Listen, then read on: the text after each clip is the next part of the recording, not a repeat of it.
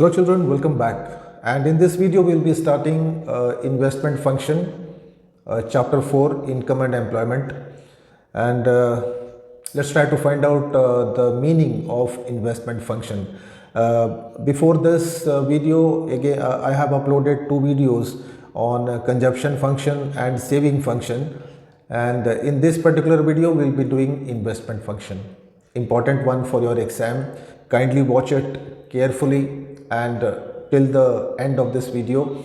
Okay, as we know, investment is an addition to the stock of capital goods like machines, building tools, like that, and changes in the inventory.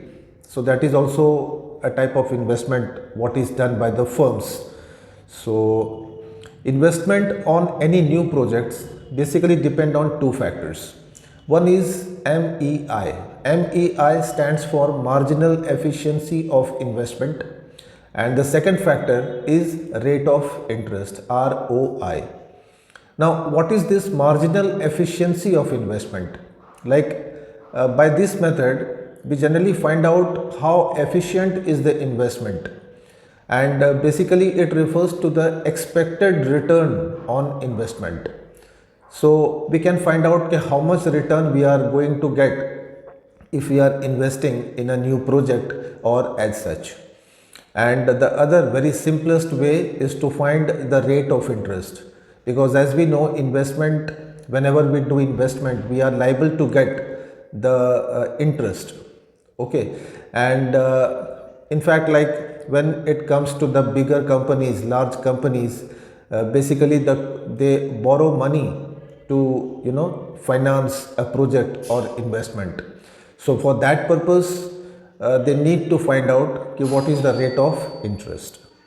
If MIE is greater than ROI, that means marginal efficiency of investment is, if that is greater than rate of interest, then the company should take that investment opportunity. That means the investment is going to be profitable for the company. So this thing you must keep it in mind, that for a good investment opportunity, the MEI should be greater than ROI, because rate of interest is the rate of the interest that we are paying on the loan or borrowings, but efficiency of investment measures how much return that we can get from our expected investment. Okay. Now let's move on to ex ante and ex post saving and investment. Let's try to understand what is this ex ante means and ex post means. Ex ante means expected value and ex post means actual value. So these two things must be kept in your mind: expected value and actual value. Okay. Now let's come to ex ante saving and investment. So ex ante saving refers to the planned saving of an economy at different levels of income. On the other hand, ex ante investment refers to the planned investment by the firms of an economy at different levels of income. And there is an equilibrium when ex ante saving equal to ex ante investment. So this is the thing. This is about the plan, because this is the keyword that you are going to use when you will define ex ante or ex ante saving or ex post investment.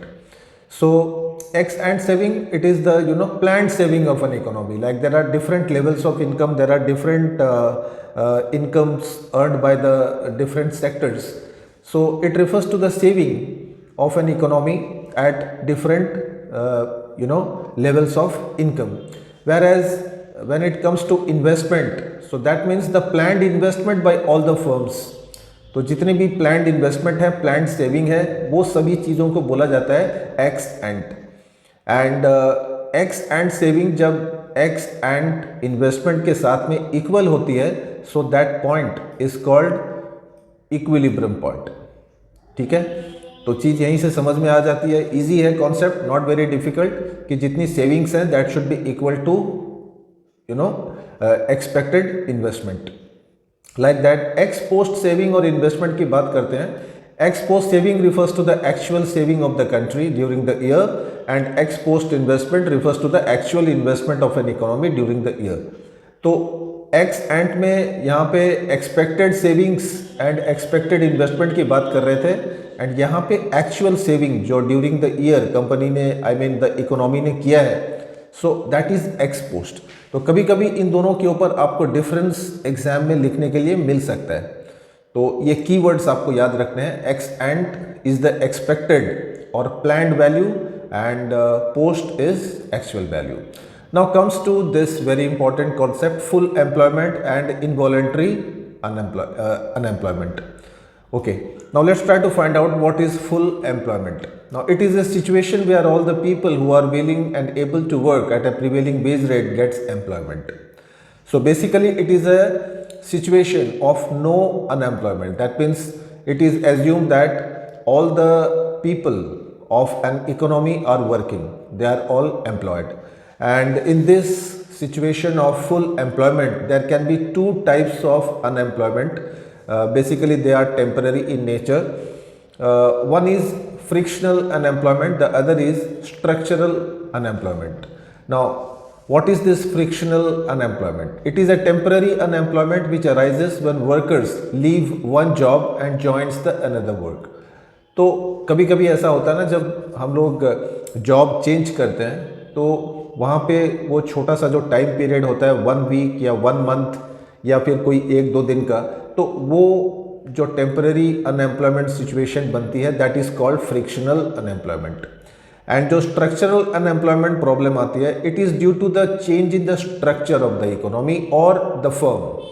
मान लो कि एक firm ने अगर नई technology introduce की है, तो मे बी लाइक वर्कर्स लोगों को they don't know how to operate the technology, how to operate the machine, तो उनको फिर ट्रेनिंग देनी पड़ती है. तो ट्रेनिंग देने जब हम लोग कंपनी जब प्रोवाइड करती है, सो दैट टेक्स टाइम. तो during that time workers are not employed in productive activities and said to be structurally unemployed.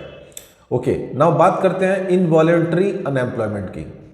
Now it is a situation where all the able persons of an economy are willing to work at the prevailing wage rate but they do not get jobs. So that is involuntary unemployment, where the people they want to work but they do not get work. Okay, so simple है. कभी कभी आपको involuntary unemployment and full employment के अंदर आपको differences भी पूछ सकते हैं. So do revise that well. Okay, आगे चलते हैं. Determination of equilibrium level. How you will determine the equilibrium level of employment in a country. Now this was basically proposed by Keynes. Now he said that an economy is in equilibrium when aggregate demand is equal to aggregate supply. बस ये line आपको याद रखनी है for this equilibrium level. And aggregate demand again has two components, that is consumption expenditure and investment expenditure. So that is AD is equal to C plus I, consumption plus investment. And according to Keynes or this equilibrium theory, AD is equal to AS, aggregate demand equal to aggregate supply. Aggregate demand can be written as C plus S, C plus I, consumption plus investment, and aggregate supply can be written as C plus S, consumption plus saving. So ये new equation आ गया, and यहाँ पे C cancel हो जाएगा, so that means we get S equal to I, that equal to savings equal to investment. तो जब saving और investment ये दोनों की वैल्यू अगर सेम हो गई, इक्वल हो गई, so we get the equilibrium level.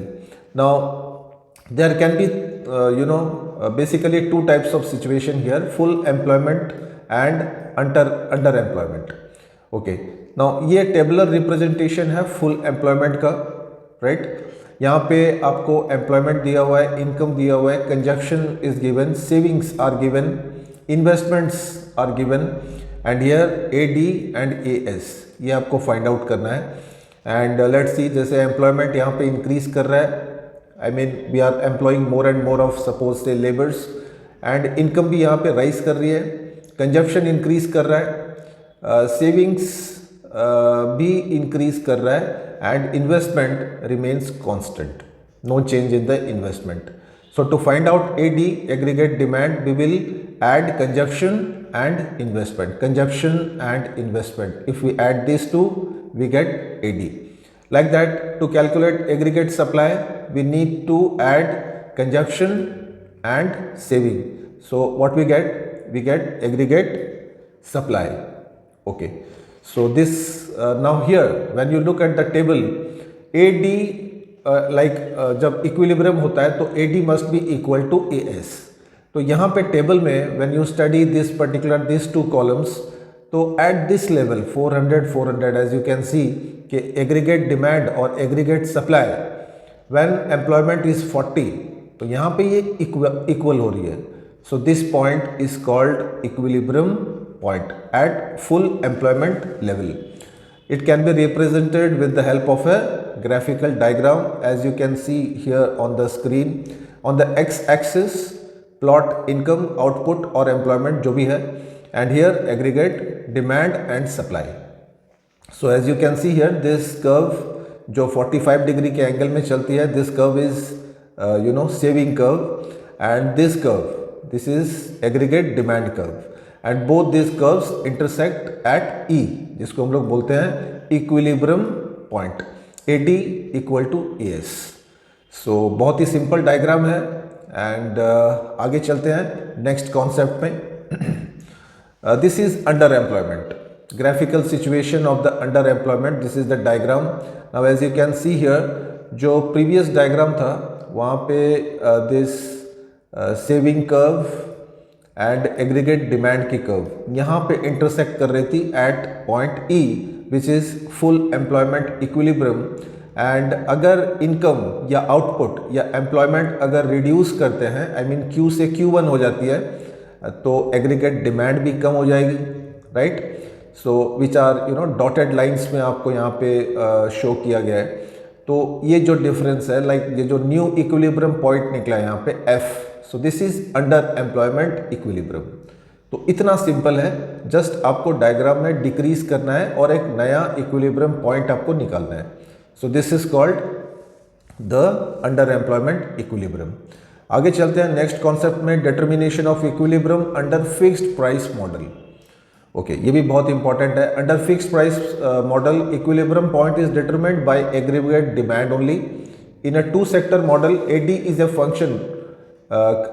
a function of consumption and investment. It means AD is equal to consumption plus investment, and it is this is the formula.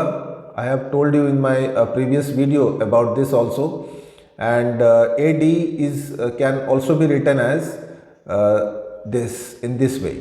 तो ये formulas आपको याद में रखने हैं for numericals, right?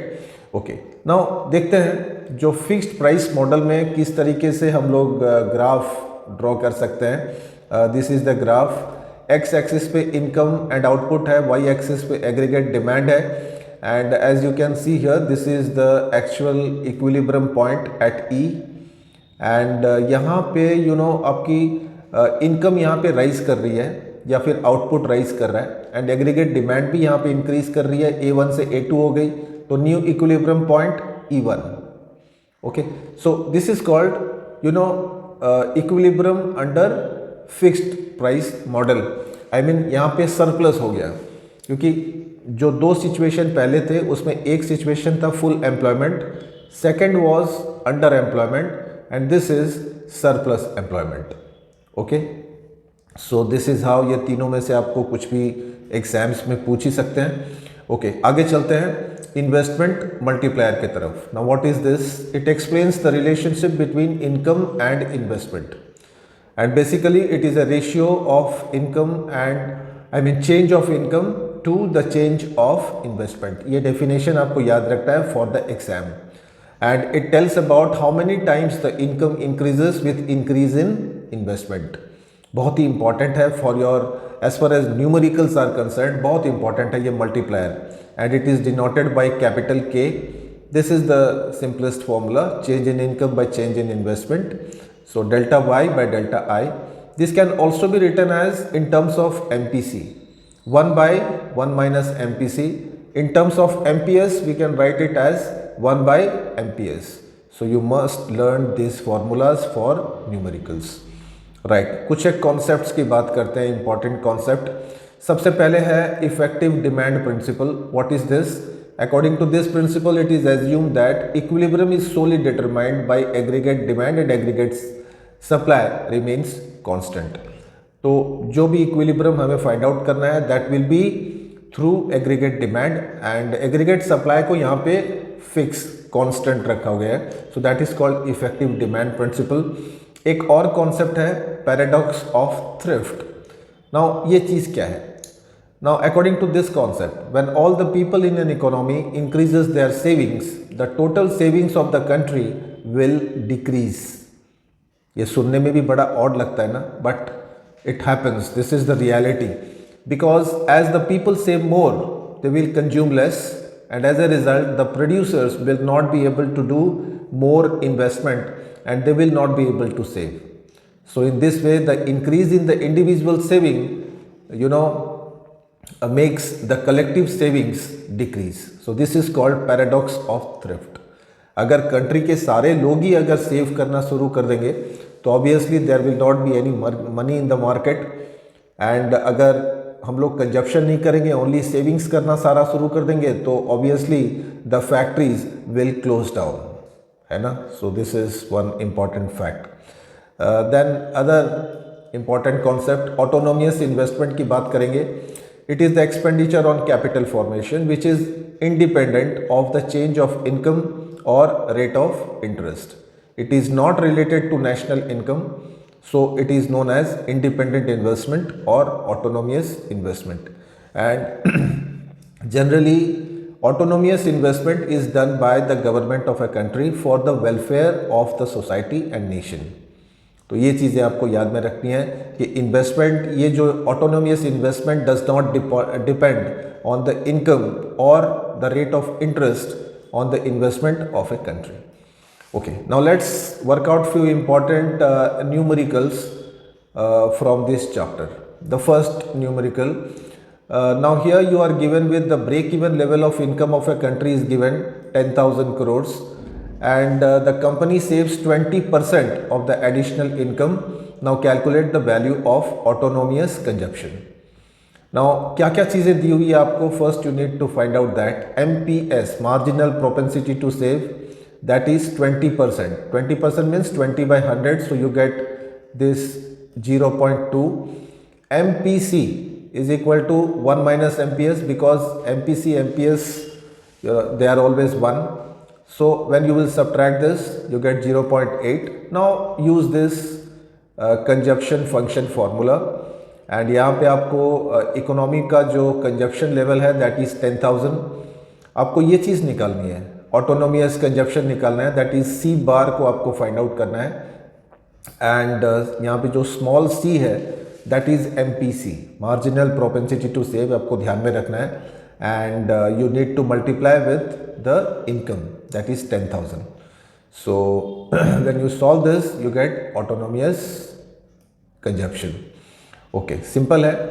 Next numerical की बात करते हैं. यहाँ पे consumption function of the country is given as C equal to 100 plus 0.6y. Then you have to find out what is MPC and MPS and write the corresponding saving function. Okay. Now as you can see here, ये जो equation दिया हुआ है, इस equation में जो 0.6 है that stands for MPC. Just now I told you that. तो MPC से फिर MPS निकल जाएगा, 1 minus 0.6, so you get 0.4. Now saving function का जो फॉर्मूला है वो आपको यहाँ पे लगाना है. This is the formula. Learn करना है, प्रैक्टिस करना है, बार बार लिखना है इस चीज़ को, and then you put this in the formula, you get the saving function. Right. So this is so simple. आगे चलते हैं. In an economy 75% increase in income is spent on consumption. Investment increased by 1,000 crores. Calculate the total increase in income. तो यहाँ पे आपको दिया हुआ है 75% increase in income, so that is marginal propensity to consume 0.75%, because 75% can be converted into decimal, and again use the formula of multiplier. right? Multiplier, that is 1 by 1 minus MPC. So just you need to subtract it from this, you get this. And multiplier का again आपको formula use करना है. This is also the formula delta y by delta I. And आपको यहाँ पे total increase in income निकालनी है. That means delta y find out करना है. So you can just change the figures and write the answer, right? आगे चलते हैं. Next numerical. In an economy equilibrium level of income is 12,000 crores. The ratio of MPC and MPS is 3:1. Calculate the additional investment needed to reach the new equilibrium level of 20,000 crores. तो यहाँ पे MPC और MPS का आपको ratio दिया हुआ है 3/4, that equal to 0.75. So this is MPC. MPS find out कर लेंगे, 1 से माइनस कर देंगे तो MPC आ गई, MPS आ गया. नाउ मल्टीप्लायर का फॉर्मूला यूज कर सकते हैं to find the multiplier, that is 4. Now you can put the original formula of multiplier, delta y by delta I. And यहाँ पे आपको delta I mean change in income that is given. यहाँ पे change of income हो रही है 20,000 minus 12,000, 8,000 की.